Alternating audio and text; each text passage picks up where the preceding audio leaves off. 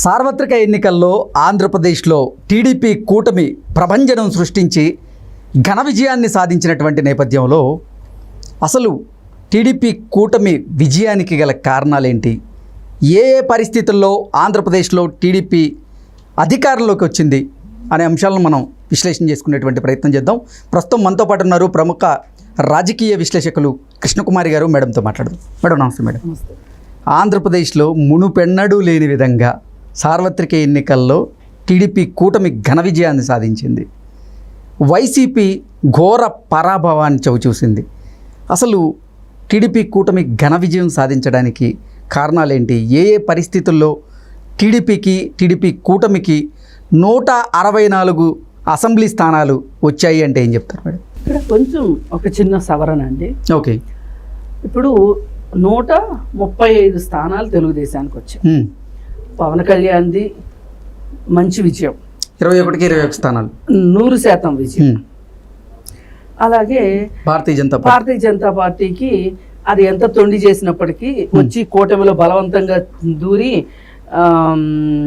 ఎడారి వంటిలాగా ఎంత చేసినప్పటికీ కూడా అది ఎడారి వంటే. ఎందుకంటే ఆంధ్రప్రదేశ్లో వాళ్ళకి స్కోప్ లేదు. అవును, పోయిసారి 100 కంటే తక్కువ ఓట్లు వచ్చినాయి వాళ్ళకి. అయినా కానీ వాళ్ళు వచ్చి మేమంటూ వచ్చి యజమానికే సీట్లు, గుడారంలో సీట్లు లేకుండా చేసిన వంటిలాగా ప్రయత్నించింది. 6 లోక్సభ సీట్లు తీసుకోవడం అంటే అది మామూలు విషయం కాదు. సరే, చంద్రబాబు నాయుడు ఎందుకు ఓర్చుకున్నాడో, ఎవరి కోసం ఓర్చుకున్నాడో, అతని భవిష్యత్ ప్రణాళిక ఏంటో వాటి వల్ల ఒప్పుకున్నారు. కానీ ఆ ప్లేస్లో ఇంకొకరు ఉంటే ఎవరు ఒప్పుకునేవాళ్ళు కాదు.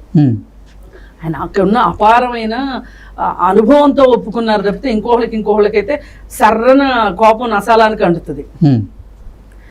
కానీ ఏదైతేనేమి వాళ్ళిద్దరిని మనం కాసేపు పక్కన పెట్టి కేవలం తెలుగుదేశం పార్టీ గురించి మాట్లాడుకుంటే గనక మనం ఒక జన విశ్లేషణ చేస్తే, కార్యకర్తల మనోభావాల్లోకి మనం చొచ్చుకుని వెళ్ళి మనం గనక చూస్తేనండి, వాళ్ళ అంతరంగాల్లోకి వెళ్ళి చూస్తే వాళ్ళండి నిజమైన సైనికులు, వాళ్ళు పార్టీకి సేవకులు. వాళ్ళు జెండా మోసే ప్రతివాడు ఒక మన దేశానికి సైనికులు ఎట్లా ఉన్నారో ఆ పార్టీకి సైనికులుగా పనిచేశారు వాళ్ళు. నిజంగా గత 5 సంవత్సరాల కాలంలో తెలుగుదేశం పార్టీ కార్యకర్తలు అనబడేవాళ్ళు ఎన్ని కష్టాలు పడ్డారో నిజంగా ఆ పైవాడు అనేవాడు ఉంటే పైవాడికే తెలుస్తాయి, వాళ్ళ అంతరంగాలకే తెలుస్తాయి, వాళ్ళ కుటుంబాలకు తెలుస్తాయి. ఒక్కొక్కరు ఎన్ని మాటలు పడ్డారు, ఎన్ని కేసులు పెట్టించుకున్నారు, రాజకీయంగా ఎంత చితికిపోయారు. ఒక మాదిరి కాంట్రాక్టర్లు కూడా వాళ్ళకి ఏదైనా ఒక తెలుగుదేశం పార్టీ తోటి కనెక్షన్ ఉంది అంటే గనక ఆ కాంట్రాక్టర్లకి బిల్లులు ఆపేస్తే వాళ్ళు కోర్టులో కేసులు వేసుకుని, కోర్టులు చెప్పినాయి వీళ్ళకి బిల్లులు ఇవ్వండి, ఇవ్వాల్సిన డేట్ దగ్గర నుంచి వాళ్ళకి వడ్డీ కూడా ఇవ్వండి అని చెప్తే కూడా కోర్టులు కూడా పక్కన పెట్టేసేసిన సందర్భంలో వాళ్ళు వైసీపీ పార్టీలో నాయకుల దగ్గరికి వెళ్ళి పర్సంటేజ్లు ఇచ్చుకుని బిల్లులు పాస్ చేయించుకున్న పరిస్థితి.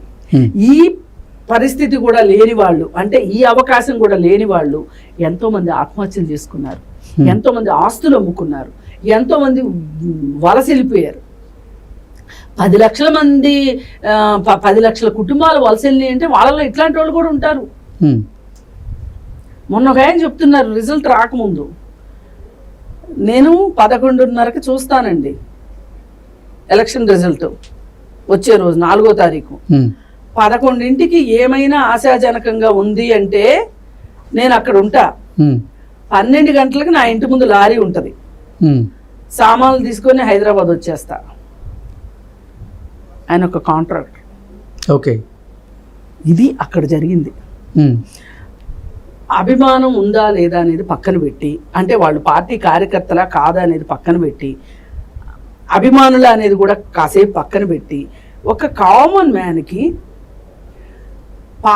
వైసీపీ పార్టీని, ప్రభుత్వాన్ని విమర్శించే పరిస్థితి లేని పరిస్థితిలో ఆ రోజు ఉంది అంటే అంటే ఒక కామన్ మ్యాన్నే వాళ్ళు సహించలేని పరిస్థితిలో ఉన్నారంటే ఒక టీడీపీ కార్యకర్తను భరించగలరా వాళ్ళు? టీడీపీ కార్యకర్తని వదులుతారా వాళ్ళు? వెంటాడి వెంటాడి వేటాడి వాళ్ళని విసిగించి వాళ్ళ నోటితో వాళ్ళే మాకు ఈ రాజకీయాలు వద్దు బాబు అనుకునేంతగా కొంతమందిని ఇబ్బంది పెడితే, కొంతమందిని ఏమీ చేయలేక వాళ్ళు వదిలేస్తే, ఇంకా ఎలక్షన్లు వచ్చేస్తున్నాయి అన్నప్పుడు ఆ నిలబడిన వాళ్ళు పనిచేస్తున్న తీరు చూసి ఆల్రెడీ కాస్త వెనకడుగేసిన వాళ్ళు కూడా ముందుకు వచ్చి కలిసి ఒక సైన్యంలాగా పనిచేయబట్టి ఇంతటి విజయం దక్కింది. ఈ విజయంలో కార్యకర్తలు ఎంత పనిచేశారో, 40 సంవత్సరాల తెలుగుదేశం పార్టీలో పార్టీ పెట్టినప్పటి నుంచి ఎన్టీ రామారావు మీద అభిమానం కావచ్చు, కాంగ్రెస్ మీద వ్యతిరేకత కావచ్చు, ఏది ఏమైనప్పటికీ తెలుగుదేశం పార్టీ జెండా మోస్తూ తిరిగిన కార్యకర్తలు ఎవరైతే ఉన్నారో, ఇప్పుడు వాళ్ళు దాదాపు వయసు పెద్దవాళ్ళు అయిపోయిన వాళ్ళు కూడా ఉన్నారు కొంతమంది. ఇంకిప్పుడంటే వాళ్ళు ఒక రకంగా బాగా పెద్దరికం వచ్చేసింది. వాళ్ళకి ఏంటి అంటే అసలు మన తెలుగుదేశం ఇలా ఎందుకు అయిపోయింది, అధికారంలో మన తెలుగుదేశం ఎందుకు లేదు, గతంలో ఈ గత 5 ఏళ్లలో ఒకప్పుడు ఉంది కదా, వీళ్ళు ఉచ్చదశని చూశారు కదా, చూసిన వాళ్ళు వీళ్ళు చూసి వాళ్ళు ఏంటి ఇలా అయిపోయాం మనము అని, వాళ్ళు ఏమి చేయలేరు, అరుగుల మీద కూర్చుని కబుర్లు చెప్పుకోవటం తప్పితే, మంచాల్లో ఉండటం తప్పితే వాళ్ళు చేయగలిగింది ఏమి లేదు. కానీ ఒకరికొకరు కలిసినప్పుడు మాట్లాడుకునే మాటలు ఉంటాయి, ఆ మాటలో బోలెడు ఆవేదన, ఈసారైనా మనం వస్తామా రామా, ఈసారైనా మనం వస్తామా రామా అని ఒక రకంగా తపన పడిన జీవులు చాలా ఉన్నాయి అక్కడ. కొట్టుమిట్టాడుతుంది వాళ్ళకి, ప్రాణం కొట్టుమిట్టాడే వాళ్ళు కూడా తెలుగుదేశం తెలుగుదేశం. ఆమె ఎవరో ఉండవల్లి శ్రీదేవి అనుకుంటా, జగనన్న జగనన్న అని కొట్టుకుంటుంది గుండె అని చెప్పింది. కానీ ఆమెకు తెలియదు ఎంతమంది కార్యకర్తలు వైసీపీలు గుండెలు కొట్టుకున్నాయో మాకు తెలియదు. కానీ తెలుగుదేశం పార్టీలో మట్టుకు ఇది 40 ఏళ్ల క్రితం పుట్టిన పార్టీ. అప్పటి నుంచి ఇట్లా గుండెలు కొట్టుకునే వాళ్ళని చాలామందిని చూసాము. చాలామంది అలా గుండెలు కొట్టుకున్నట్లే ఉన్నారు. అయితే ఇదంతా మనం ఎందుకు మాట్లాడుకోవాల్సి వస్తుంది? ఈ విజయానికి పునాది కార్యకర్తలు. అలాగే ఈ కార్యకర్తలను ఉత్తేజపరిచింది ఓటర్లు. వీళ్ళందరూ సమిష్టి కృషి వాళ్ళ గెలవటం అనేది. ఆ రోజు రాజమండ్రి జైలుకి చంద్రబాబు నాయుడు గారు వెళ్ళిన సందర్భంలో అసలు జైలుకి పంపటమే అక్రమం, అది దొంగ కేసు అని తెలుసు. అయినప్పటికీ జైల్లో ఆయన పడుతున్న కష్టాలు ఏం చెప్పారండి, జైల్లో దోమలు గాక రంభావోరీసులు వస్తాయా అని ఎగతాళి చేశారు కొడాలి నాని వీళ్ళందరూ. సరే అవన్నీ అయిపోయి అలాంటి సందర్భంలో కూడా ఈ ముసలి ప్రాణాలు కొట్టుమిట్టాడిపోయినాయి. ఏంటిది, చంద్రబాబు జైలుకి వెళ్ళడం ఏంటి, చంద్రబాబు జైలుకి వెళ్ళడం ఏంటి, ఎప్పుడు వస్తాడు.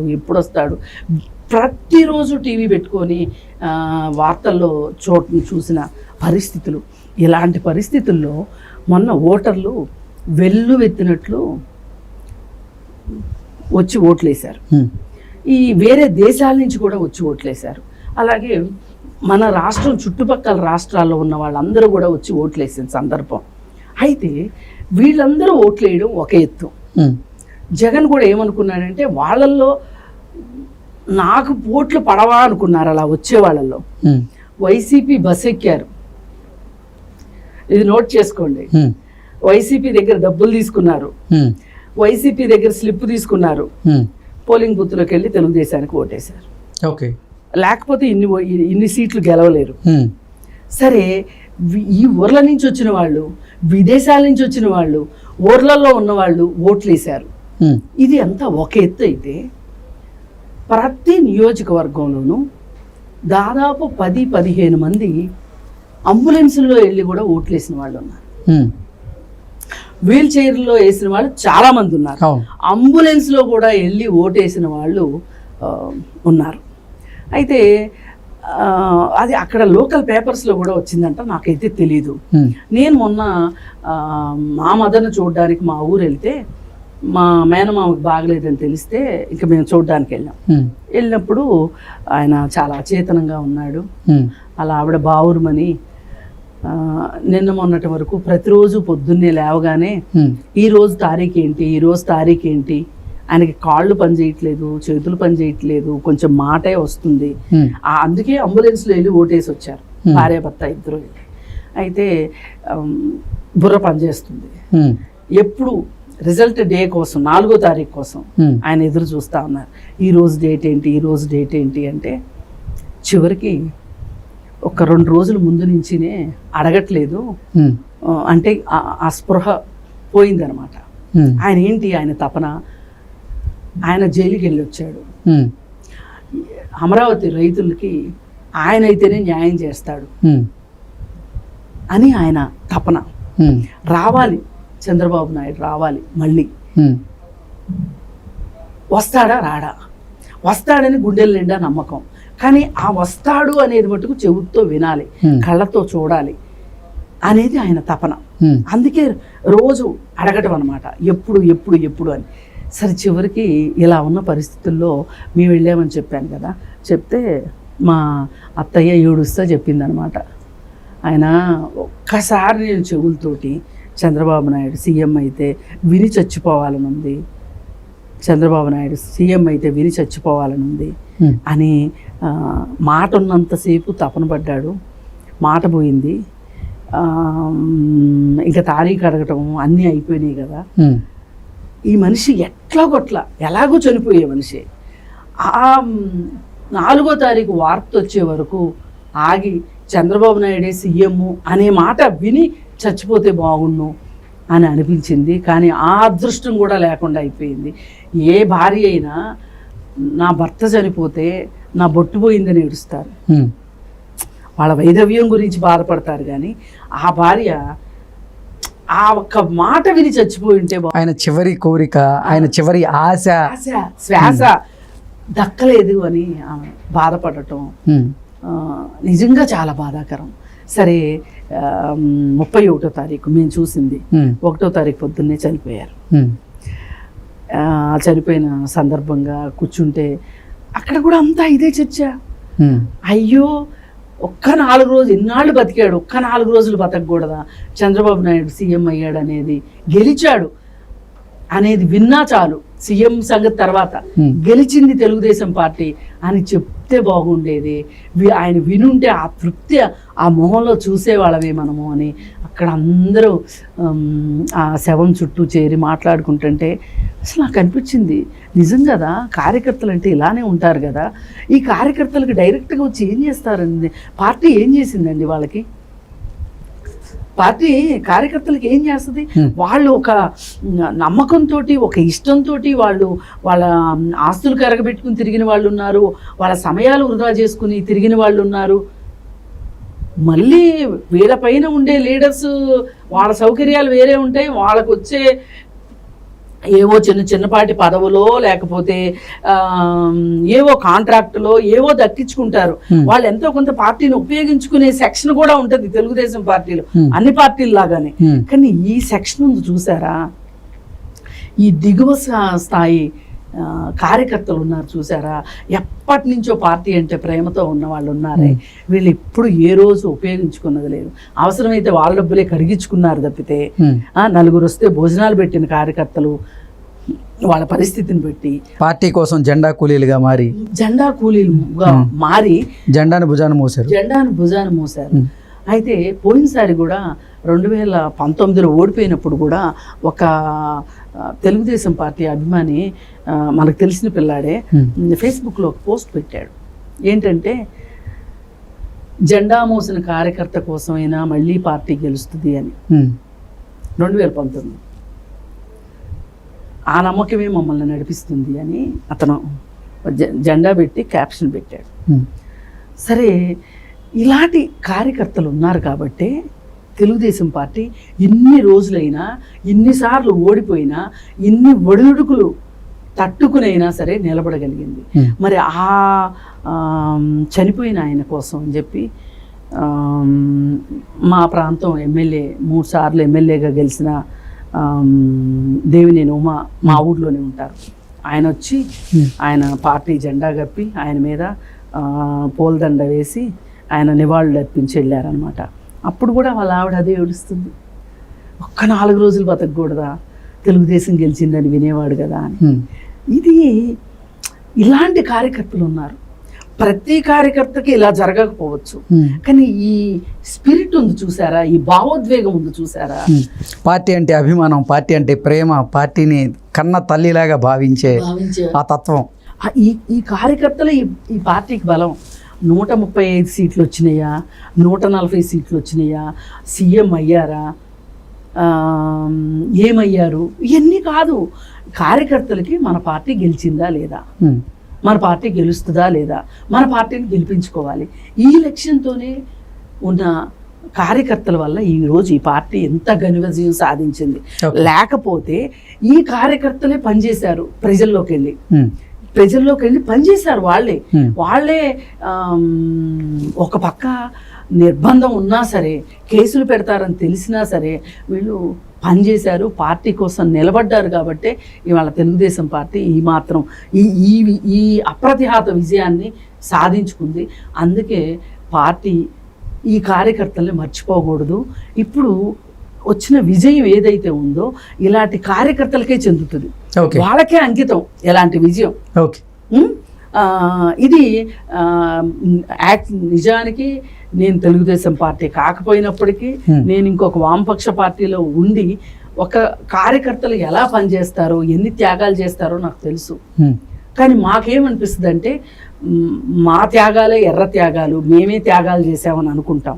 కాకపోతే ఇలాంటి వాళ్ళు ఏ పార్టీలోన్నా ఉండేవాడిని, అది తెలుగుదేశమా, కాంగ్రెసా, బీజేపీయా, ఏ పార్టీలో ఉన్నా, ఏ పార్టీకైనా కింద పునాది మాత్రం కార్యకర్తలే.